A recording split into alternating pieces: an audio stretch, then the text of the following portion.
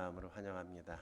우리 옆 사람과 인사 나눌 때 제가 이렇게 요새 날씨가 추워지잖아요. 추워지면서 올해처럼 이렇게 비가 많이 온 날도 없었던 것 같아요. 연도 비가 많이 오고 날씨가 흐리니까 제일 그리운 게 햇빛이었던 것 같아요.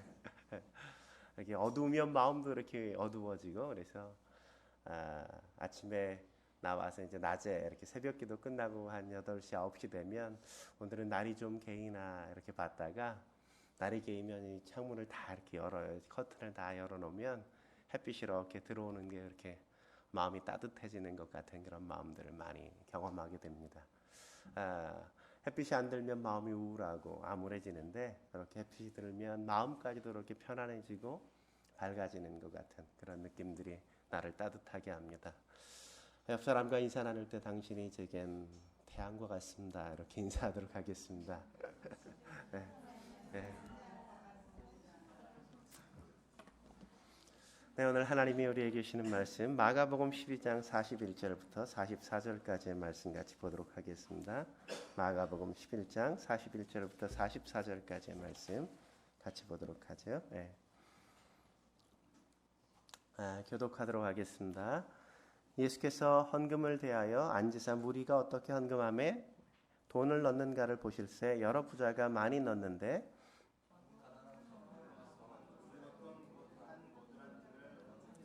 예수께서 제자들을 불러다가 이르시되 내가 진실로 너희에게 이르노니 가난한 과부는 헌금함에 넣는 모든 사람보다 많이 넣었도다.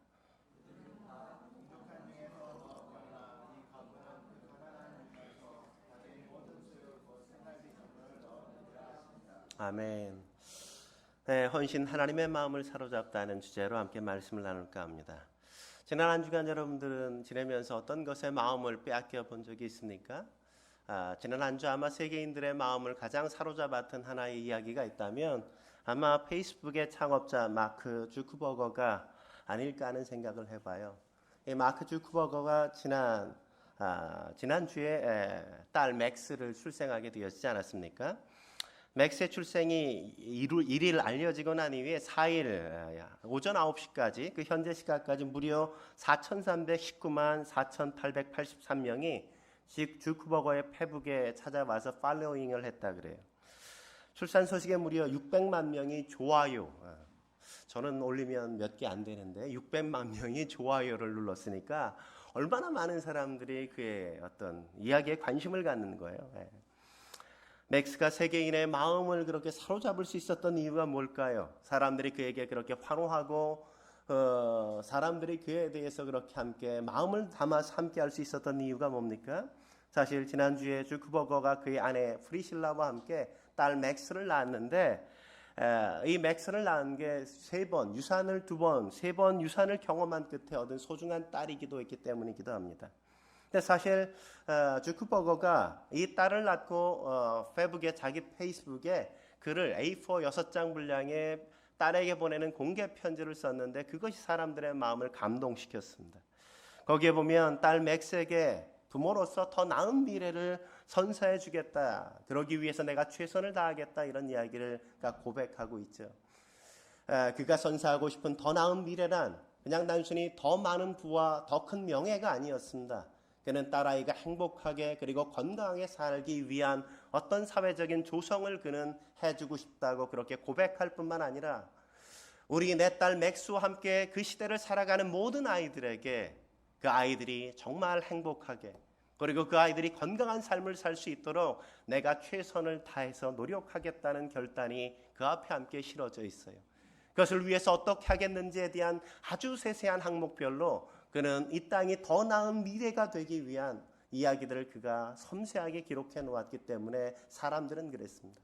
뿐만 아니라 거기에는 그가 놓치지 않고 그런 세상을 만들기 위해서 페이스북의 지분 99%를 그는 사회에 환원하겠다는 선언도 그 안에 실었어요. 자기의 지분이 얼마냐? 약 450억 달러. 뭐 별로 놀라지 않죠, 그죠? 뭐 그 정도 가지고 뭐 이렇게 450억 달러가 얼마냐? 하나로 52조 1천억 원. 52조 1천억 원. 52조 1천억 원. 싸우면 아마 우리 예배당 전체를 다 채우고도 훨씬 남지 않을까? 그 어마어마한 어마어마한 헌신. 가진 것의 99%를 다 드린다. 얼마나 거대한 헌신이겠어요. 사람들의 마음이 움직일 수 있지 않겠습니까? 더 나은 세상, 더 나은 미래, 더 나은 세상을 만들기 위해서, 세계인들에게 선물하기 위해서 그런 거대한 결단, 아름다운 헌신을 한 거죠. 오늘 본문에도 그렇게 아름다운 헌신의 장면을 우리가 만나지 않습니까? 오늘 본문의 그 주인공을 어떻게 오늘 본문이 소개하고 있어요? 42절 말씀은 이렇게 시작하죠. 한 가난한 과부는 이렇게 시작합니다.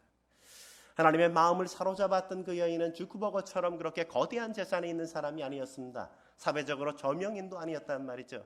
그는 권력도 갖지 않았습니다. 그는 명예도 갖지 않았습니다. 그는 그냥 한 가난한 과부에 지나지 않았단 말이죠. 오늘 본문 하나님의 마음을 사로잡았던 이 여인에 대한 두 가지 정보를 주죠. 하나는 그녀가 가난했다는 거예요. 가난했다는 것.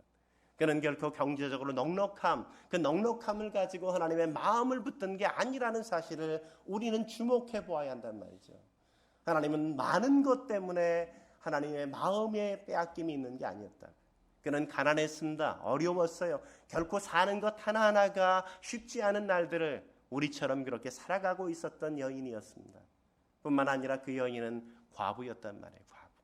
누구도 그를 보호해 주거나 그를 지켜줄 사람이 있지 않았습니다. 그는 세상의 한복판에 홀로 떨어진 섬처럼 그렇게 고독하고 외롭게 그의 인생을 살아야만 했던 여인에 지나지 않았단 말이죠. 어떤 사람도 그를 주목해 보지 않았습니다. 어떤 사람도 그에게 관심을 보이지 않았습니다. 세상은 그가 가진 그 어떤 것도 흠모할 만한 것이 있다고 이야기하지 않았어요. 그러나 그런 가난한 과부, 그녀가 하나님의 마음을 사로잡을 수 있었던 이유, 그것은 바로 그가 하나님 앞에 아낌없는 헌신을 드렸기 때문이라고 오늘 본문은 그렇게 기록하고 있습니다. 그렇다면 하나님의 마음을 사로잡는 비범한 헌신 어떤 것일까요? 첫째로 우리는 주의 시선을 의식하는 것에서 시작해야 한다는 겁니다.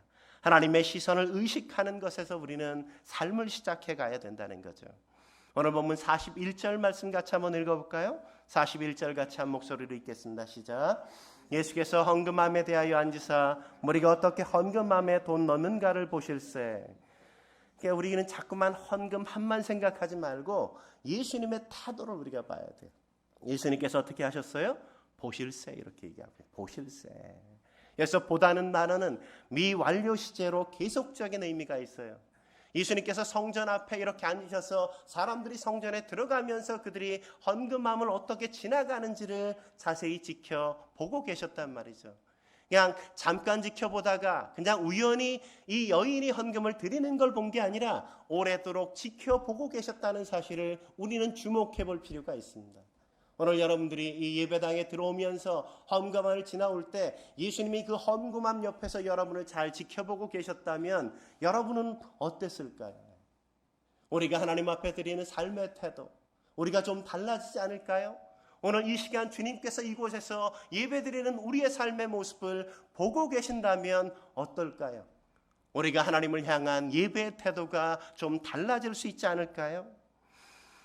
헌금을 드리는 태도와 표정이 달라지고 우리가 하나님 앞에 예배드리는 태도와 삶의 모양이 달라질 수 있겠죠. 사실 당시 성전 입구에는 헌금함이 쫙 13개 정도 놓여 있었는데 헌금함 뭐로 만들었냐? 노쇠로 만들었어요. 노쇠로 헌금함을 만들었어요. 뿐만 아니라 우리가 그때 드렸던 헌금, 돈으로 우리가 헌금을 드렸겠죠, 그죠? 돈으로 드렸는데 그 돈이 뭐로 되어 있냐? 동으로 되어 있어요, 동으로.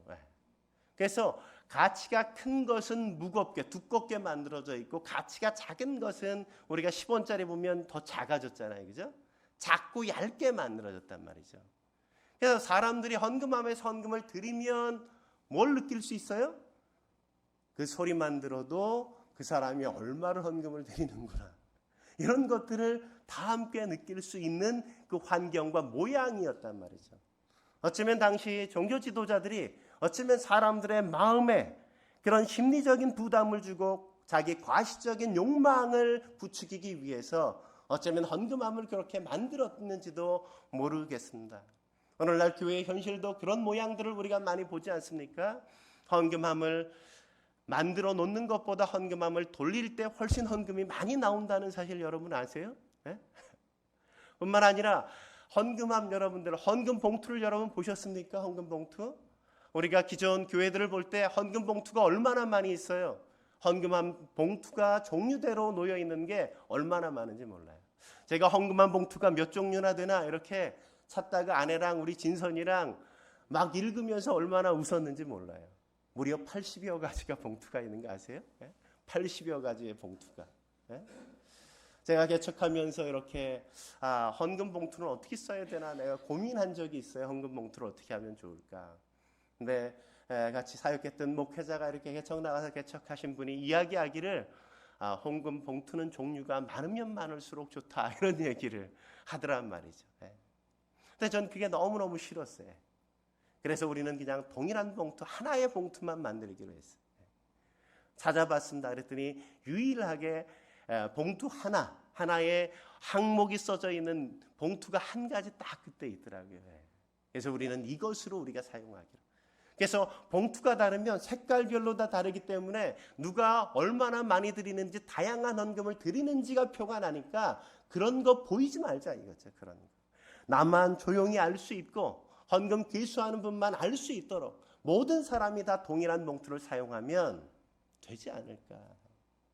사람의 종교적인 어떤 욕망을 자극해서 하나님 앞에 드리는 예배와 헌물을 거래하지 않도록 하자.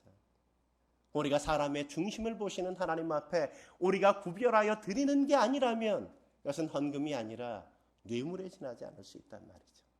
하나님과 거래하려는 마음, 그런 마음들을 우리가 철저히 배격하고 하나님 앞에 나의 진심을 담고 나의 중심을 담아 드릴 수 있다면 하나님께서 그것을 기뻐하시지 않을까.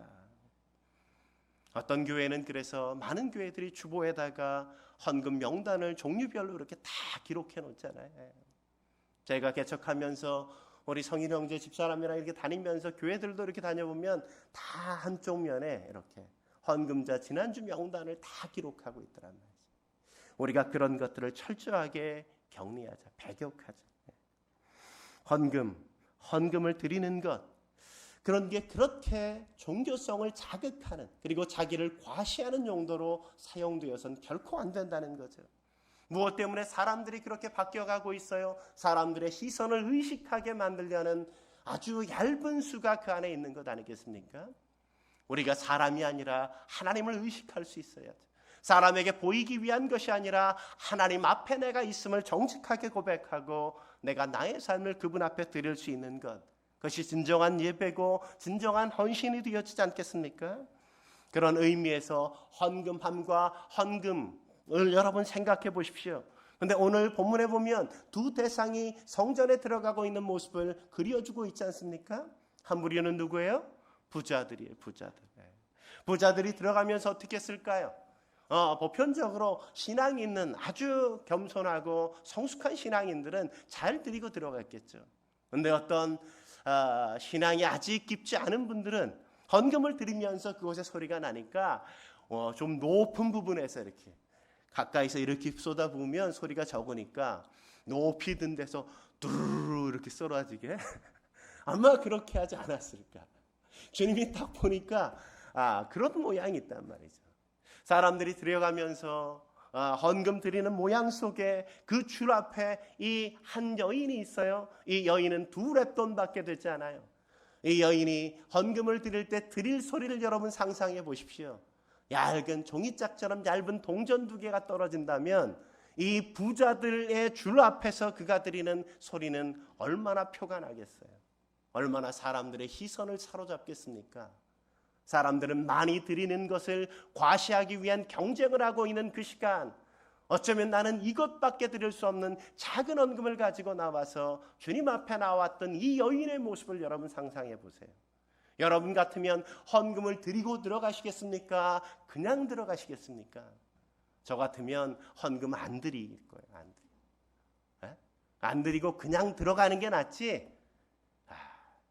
그 앞에 서서 그렇게 드리진 차마 않을 것 같단 말이죠. 근데 이 여인은 사람들을 보지 않았습니다.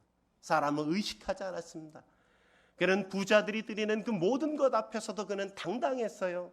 그는 그 드림이 얼마냐의 문제에 주눅들거나 사람들이 드리는 것을 바라보고 그 소리로 사람들을 평가하거나 판단하지 않았단 말이죠. 그는 하나님 앞에 내가 있다는 사실, 주님이 나를 바라보시고 나의 인생을 살피시고 내가 어떻게 주님 앞에 살고 있는지를 거룩하게 의식하면서 그 시간도 마치 예배처럼 주님 앞에 서서 헌금을 드리고 있는 그 아름다운 모습을 여러분 상상이나 하시겠어요? 네? 헌금은 그렇게, 헌신은 그렇게 하나님 앞에 사는 삶이란 말이죠. 우리가 살아가는 삶이 사람에게 보이기 위한 것이라면 우리는 천한 모습으로 인생을 살아가는 거예요. 내 인생이 하나님 앞에 있고 내 삶이 주님 앞에 지금 드려지는 삶이라는 거룩한 신전의식을 갖고 우리가 살아갈 때 비로소 하나님은 우리의 삶을 기꺼이 받으신다는 사실을 잊지 말아야만 합니다. 그러므로 사랑하는 성도 여러분, 우리의 마음속에 주님을 향한 거룩한 믿음이 있길 주의 이름으로 축원합니다. 한 걸음 더 나아가서 하나님의 마음을 사로잡는 비범한 헌신 어떻게 가능할까요? 두 번째, 우리는 희생적인 사랑을 드리는 것으로 나가야만 합니다. 희생적인 사랑을 드리는 것으로 나가야 한단 말이죠. 한 남자가 한 여자를 만나 사랑하게 됐어요. 근데 이 여자는 이 남자처럼 마음이 끌리지 않았어요. 이 남자에게 여자가. 그래서 남자가 하도 사귀자 그러니까 여자가 조건 하나를 내밀었어요. 100일 동안 우리 집 앞에 꽃 한 송이 들고 와서 서 있어. 그러면 내가 너랑 사귈게 해. 그 다음 날부터 이 남자가 저녁 때가 되어지면 꽃 한 송이를 사들고 이 여자 집 앞에 와서 서 있었어요. 하루, 이틀, 3일. 여자의 마음속엔 그런 마음이 들었어요. 아이, 뭐 며칠 하다가 포기하겠지. 그럼 자연스럽게 뭐 안 사귀어도 되잖아. 이런 마음이었어요. 근데 50일이 지나고 60일이 지나고 이 남자가 변함없이 자기 집 앞에 와서 그렇게 꽃을 들고 있는 모습을 보면서 여자의 마음도 흔들리기 시작했어요. 99일째 되는데 그날 저녁에 이렇게 창밖을 내다보니까 비가 막 억수같이 쏟아지는 거예요. 보는데 밖을 보니까 어두침침한데 가로등 밑에 꽃 한 송이를 들고 서 있는 남자가 보여요. 이러면 안 되겠다. 야, 정말 저렇게 나를 사랑하는 사람이라면 나도 저 남자를 사랑해야지. 마음을 결심하고 우산을 들고 또 하나의 우산을 들고 비 오는데 억수같이 쏟아지는 비를 막 맞고 달려가 나갔는데 보니까 꽃을 든 남자가 충격이었어요. 자기에게 사귀자고 했던 그 남자가 아니었어요. 아니, 당신은 왜 여기 서 있냐고, 누구냐고. 알바생인데요.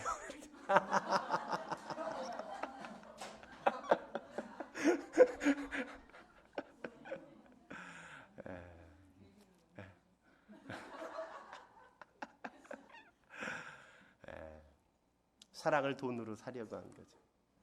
편안한 사랑은 사랑이 아닌 거죠. 편안한 사랑, 누구나 알 수 있는 편안한 그것에 감동할 수 있는 사람은 별로 많지 않을 거예요. 정말 사람의 마음을 움직이는 건 그 사람의 희생이, 마음이, 가슴이, 삶이 담아져 있어야, 그래야 정말 사람의 마음이 움직이고 마음을 빼앗기는 것 아니겠습니까? 오늘 본문의 이 여인의 헌신에도 그런 희생적 사랑을 우리가 발견할 수 있지 않습니까? 오늘 본문 42절 다시 한번 읽어볼까요? 42절 같이 읽겠습니다. 시작. 한 가난한 과부는 와서 두 랩돈 곧 한 거드란트를 넣는지라. 그래요. 이 돈은 정말 적은 액수에 지나지 않았습니다. 사실 이 한 고드란트 두 랩돈이 얼마나 되는가? 하루 일당의 64분의 1이에요. 64분의 1. 하루 일당의 64분의 1. 제가 하루에 5만 원 번다. 그러면 64분의 1이면 얼마예요? 그러니까 한 800원, 700 얼마예요? 700 얼마. 800원이 채 되지 않은 거예요. 800원이 채 되지 않아. 뭐 지영이 열심히 계산하고 있네. 눈깔이 막 이렇게 눈동자가 돌아가는 거 보니까. 계산해 보세요. 집에 가서 꼭. 800원이 채 안 되는 거예요. 그러니까 얼마나 적은 액수예요. 얼마나 적은 액수. 그러니까 너무너무 적은 액수란 말이죠. 근데 왜 이렇게 적은, 지금 5만 원이 일당이라면 800원 정도밖에 되지 않는 그렇게 적은 돈인데 그 돈에 어떻게 주님의 마음이 빼앗겼는가? 여러분 보면 44절은 그 이유를 이렇게 기록하고 있죠. 44절 같이 읽어볼까요? 시작. 이 과부는 그 가난한 중에서 자기의 모든 소유 곧 생활비 전부를 넣었느니라 하시니라. 사실 생각해 보십시오. 이 여인이 가진 게 2렙돈이 전부예요. 그가 가진 삶의 전부, 전 재산이 2렙돈이라고 하면 그 여인에게 누가 감히 헌금을 강요할 수 있겠어요? 그의 삶에 가진 모든 것이 이렇게 적은 것이라면 그녀에게 무엇을 더 요구할 수 있는 사람이 어디에 있겠습니까?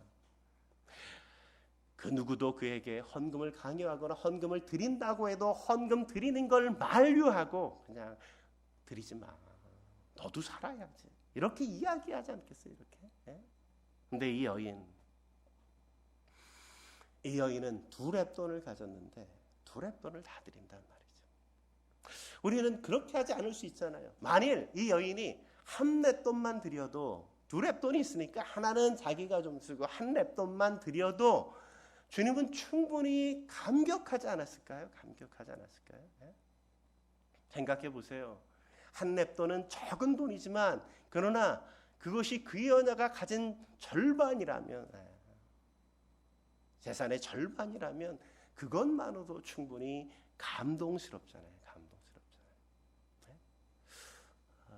이해복 집사님 절반 어떻게 한번 쏴보시겠어요?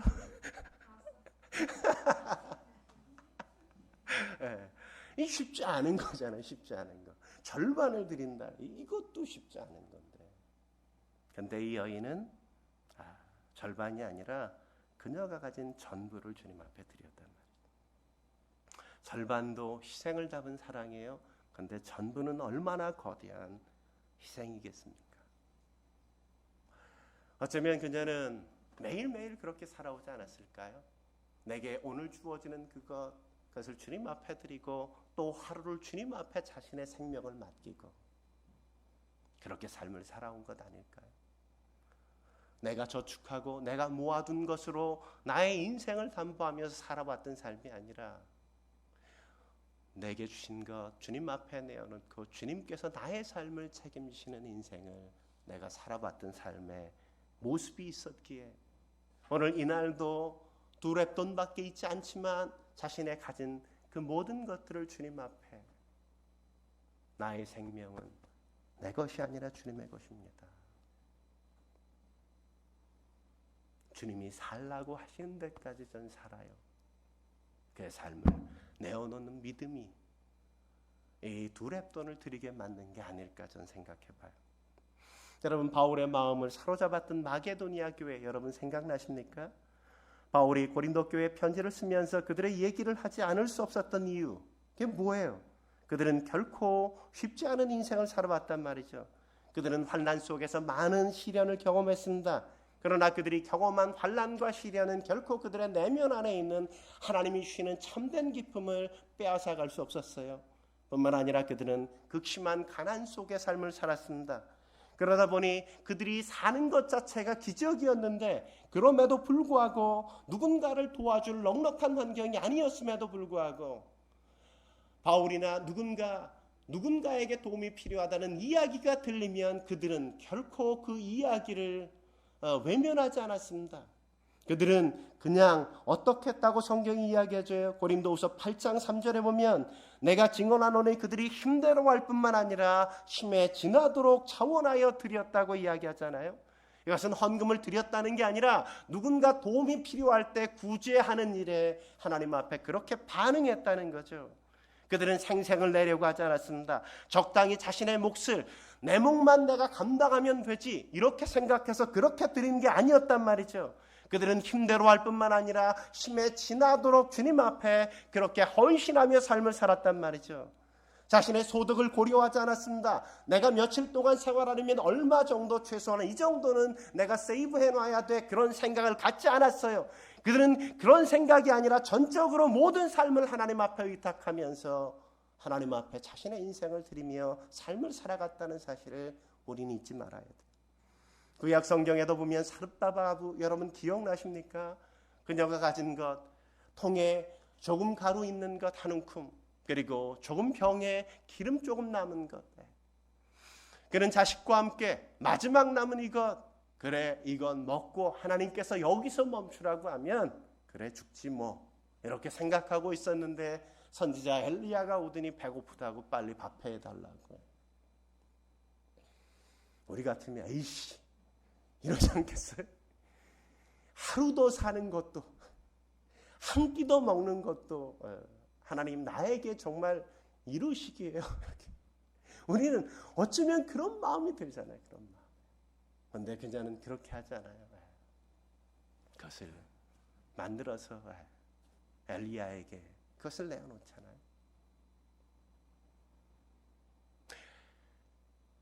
미래의 불확실성, 두려움, 이런 것들이 언제나 우리 안에 있잖아요. 다 드린다는 건 내가 할 수 있다는 게 아무것도 없다는 거죠. 헌신이란 그런 거잖아요. 내가 내 인생을 살아가는 게 아니라 하나님께서 나의 삶을, 그 아름다운 희생이 하나님의 마음을 사로잡는 거죠. 희생이. 한 걸음 더 나아가서 하나님의 마음을 사로잡는 비범한 헌신 어떤 거예요? 세 번째, 우리는 자신의 전부를 드리는 것으로 완성할 수 있어야 한다는 거죠. 오늘 본문 예수님이 헌금을 드리는 걸 보시고 내리는 평가가 뭐예요? 43절 같이 한번 읽어볼까요? 43절 이렇게 말씀하는 거 우리가 볼 수 있죠. 같이 읽겠습니다. 시작. 예수께서 제자들을 불러다가 이르시되 내가 진실로 너희에게 이르노니 이 가난한 과부는 헌금함에 넣는 모든 사람보다 많이 넣었도다. 이 여인이 드린 헌신 가장 큰 거였다고 해요. 이 여인 2렙돈밖에 드리지 않았습니다. 800원에 지나지 않았어요. 얼마를 드렸는가로 평가하면 이 여인보다 더 적게 드린 사람이 어디 있겠어요. 그러나 얼마를 드렸는가가 아니라 몇 퍼센트를 그가 드렸는가, 그 삶의 몇 퍼센트를 드렸는가로 계산하니까 계산이 달라지는 거죠. 계산이 달라지는 거. 부자들은 자기의 삶의 넉넉함 가운데 일부를, 극히 일부를 가지고 드리면서도 자기를 과시하고 생색내려고 했지만, 그러나 이 여인은 자기의 전부를 드리면서도 그냥 조용히 주님 앞에 나아가고 있는 아름다움을 우리가 볼 수 있는 것 아니겠습니까? 어떻게 그렇게 드릴 수 있었을까요? 아마 이 여인은 모든 것이 주께로부터 왔다는 사실을 인정하기 때문이 아닐까. 솔로몬이 그렇게 고백하는 걸 우리가 만나지 않습니까? 역대상 29장 11절에 뭐라 그래요? 여호와여 위대하심과 권능과 영광과 승리와 위엄이 다 주께 속하였사오니 천지에 있는 것이 다 주의 것이로소이다. 여호와여 주권도 주께 속하였사오니 주는 높사 만물의 머리이심이니이다. 모든 것이 그분의 것이기에 모든 것 주님께로부터 받는다는 사실을 알기에 그는 넉넉히 그렇게 고백하는 것 아닐까요? 바울도 로마서 11장 36절에 뭐라고 고백합니까? 이는 만물이 주에게서 나오고 주로 말미암고 주에게로 돌아감이라. 주님께로부터 나오고 주로 말미암아요. 그리고 우리는 다 주님 앞에 다시금 돌아가는 겁니다. 믿음의 선배들은 그래서 인색할 수 없었어요. 억지로 할 수 없었습니다. 그는 내가 할 수 있는 헌신, 그것을 즐거이 주님 앞에 드렸단 말이죠.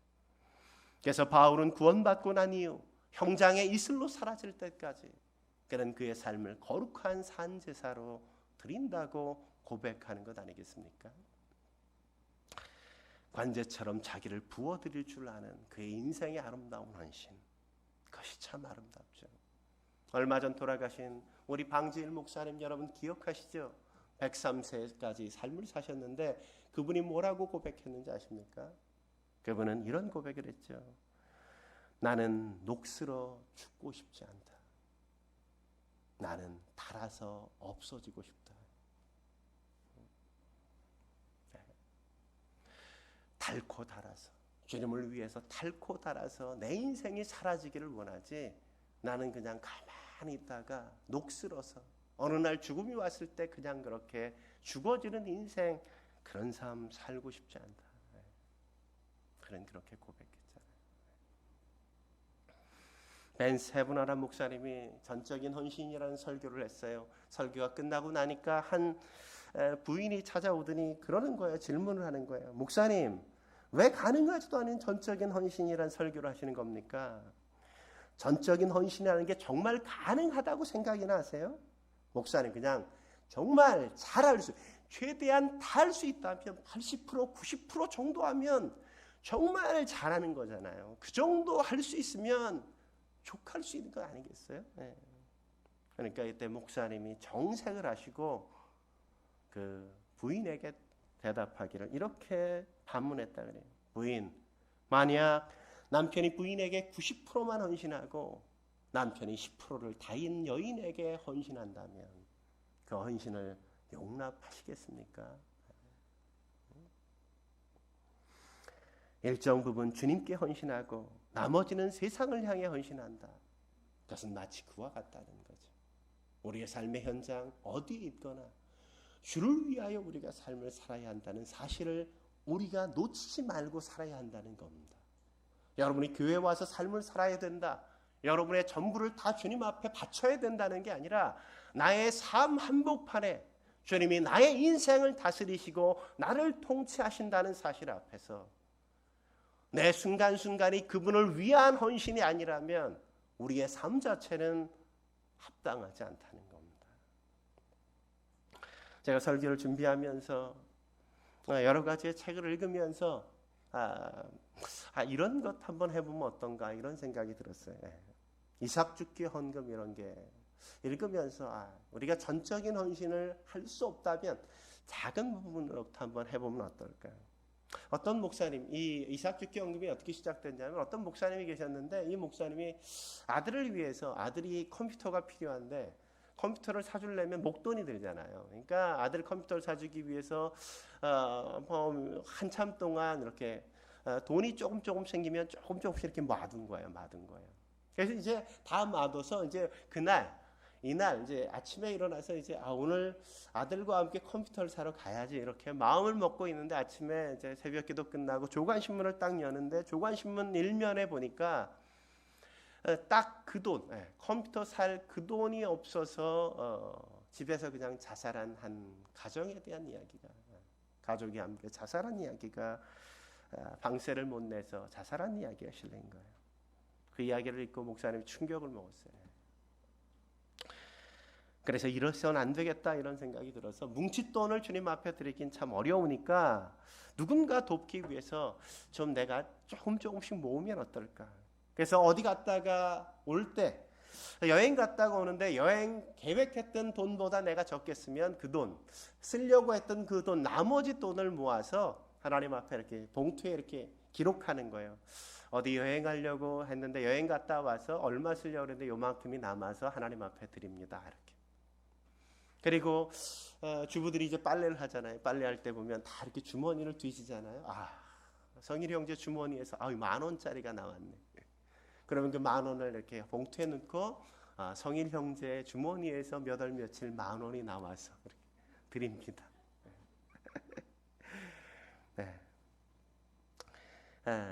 뭐 그렇게 내가 우리 집 식구들끼리 같이 가족 저녁에 밥 한 끼를 먹으려고 했는데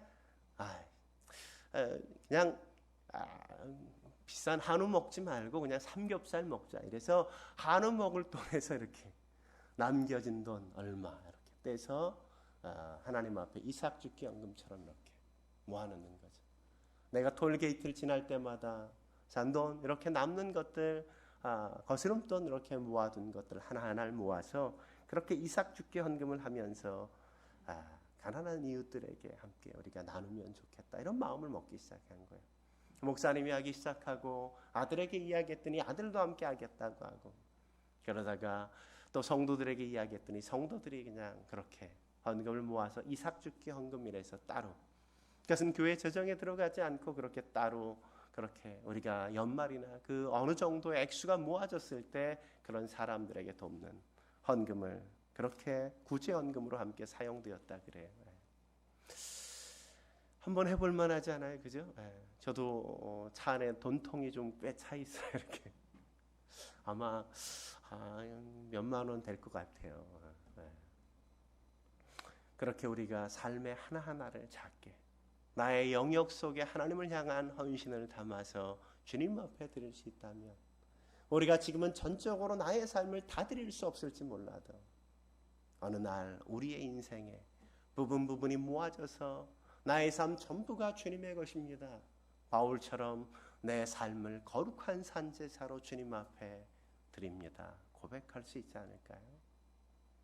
저는 우리의 삶의 헌신, 그렇게 하나하나 우리가 헌신을 다짐해 갈 수 있고 헌신의 영역을 넓혀갈 수 있다면 순간순간 주님이 우리의 삶을 보시면서 감격해 하실 수 있지 않을까. 저는 우리의 삶 그렇게 주님 앞에 이 성탄의 계절 감동으로 드릴 수 있길 주의 이름으로 축원합니다. 함께 기도하시겠습니다. 거룩하신 하나님 아버지, 오늘 주님 앞에 함께 나와 예배케 하시니 감사합니다. 주님을 기뻐하며 즐거워하며 주님 앞에 나온 이 삶, 우리가 즐거이 주님 바라보게 하시고 즐거이 주님 예배하며 살아갈 수 있게 주여 도와주옵소서. 거룩한 주일 주님 앞에 나와 예배하는 시간만 주님 앞에 드리는 시간이 아니라 우리의 일상의 삶의 한복판에서 늘 주님을 초대하고 주님과 함께 더불어 살면서 주님이 통치하시고 다스리시는 삶, 나의 삶을 거룩한 예배로 드리는 인생이 직장과 일터, 가정과 삶의 터전 곳곳이 되어지게 주님 이끌어 주옵소서. 우리 영주 형제가 고백한 것처럼 삶의 순간순간 주님 앞에 기도할 수 있는데 우리가 기도하지 않는 우리의 삶을 주님 붙잡아 주시고, 우리가 언제나 한결같이 주님 앞에서 엎드려 주님을 초대하며 어려울 때만이 아니라 어떤 일 앞에서도 주님과 손붙잡고 더불어 살아가는 일상이 되어지게 주여 도와 주옵소서. 그런 인생으로 하나님을 감격시키게 하고 우리의 삶을 주님 앞에 즐거이 드리는 행복한 일상이 우리의 삶이 되어지게 주여 도와 주옵소서. 함께 하실 주님을 기대하며 예수님의 이름으로 기도드립니다. 아멘.